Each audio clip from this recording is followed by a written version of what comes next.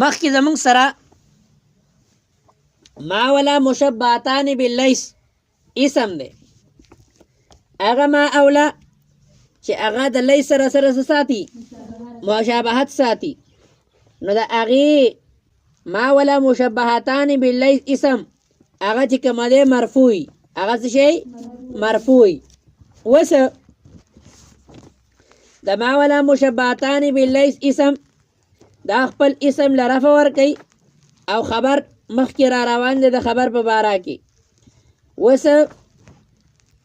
ما ولا مشبهتان باللیس یعنی هغه ما او ورله هغه ما او چې هغه د لیس سره ساتي مشابهت ساتي، هغه د لیس سره مشابهت ساتي. څنګه مشابهت ساتي پیارو؟ نو د لیس سره دوه سیزونو کې مشابهت ساتي. څنګه چې لیس د نفي د پار راځي دقه شان ما او لام د نفي د پار راځي، او څنګه چې لیس په جمله اسمیه باندې داخليږي خپل جز له چې کومه دی رفع ورکوي او هغه خپل اسم جوړوي، او دویم جز له نسب ورکوي او هغه خپل خبر جوړوي. دقه طریقه باندې دا هم په جمله اسمیه باندې داخليږي، اولنی جز له رفع ورکوي او هغه خپل اسم جوړوي، او دویم جز له نسب ورکوي او هغه خپل خبر جوړوي. وس لیس دا ما ولا مشابهتان باللیس چون کې دا د لیس سره مشابهت ساتي او دا د هغې مشابهت د وجې نه هغه عمل کوي. لیکن ګوره د ما او لا د دې مشابهت دی د لیس سره، لیکن ما چې کومه دی په معرفه او نکره دواړو باندې داخليږي، او لا په نکره باندې داخليږي په معرفه باندې داخليږي نه. او د لا نفي جنس د دې مطلب دا دی چې خبر د مبتدا د تمام افرادو نه نفي مخکې د لا نفي جنس خبره بره رواني، لیکن بهرحال دا په ذهن کې تاسو کېدی چې ما ولا مشبهتان باللیس.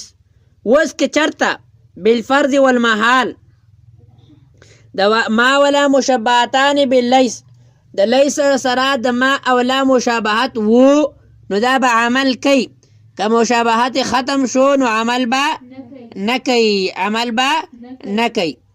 او د ما مشابهت د لیس سره قوي دی، لکه څنګه چې لیس د نفي حال د بار راځي دقه شان مام د نفي حال د بار راځي، بخلاف لا چې د لا د مشابهت د لیس سره ضعیف دی، دې وجې نه چې لا د مطلق نفي د بار راځي. او دویم فرق په دې کې دا دی چې د ما او لیس په خبر باندې بعض زائده داخليږي، لیکن د لا په خبر باندې هرگز با داخلي دی نشي. نو لہذا د ما د لیس سره مشابهت قوي دی او د لا د لیس سره مشابهت ضعیف دی، مشابهت ضعیف دی. وس اتم قسم مرفوعاتو کې اتم قسم زمونږ سره دی لا نفي جنس خبر، د لا نفي جنس خبر. د لا نفي جنس خبر څه معنا ده؟ یعنی لا نفي جنس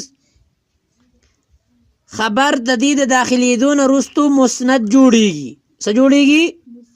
مسند. لکه لا رجل قائم، نو قائم دا مسند دی د لا د داخليدو نه وروستو. وس سوال دا راځي چې بھائی پلا بما ولا مشبهتان باللیس او پلا نفي جنس کې فرق څه دی؟ په دې کې اوس فرق باقی پاتې کېږي ځکه چې لام د قشان لا ده او هغه لا د غشان لا ده، نو فرق پکې شته پیارو. اولنې دا دی چې په دې کې د عمل په اعتبار سره فرق دی او د عمل په اعتبار سره فرق بالکل واضح دی که نه دی؟ واضح دی.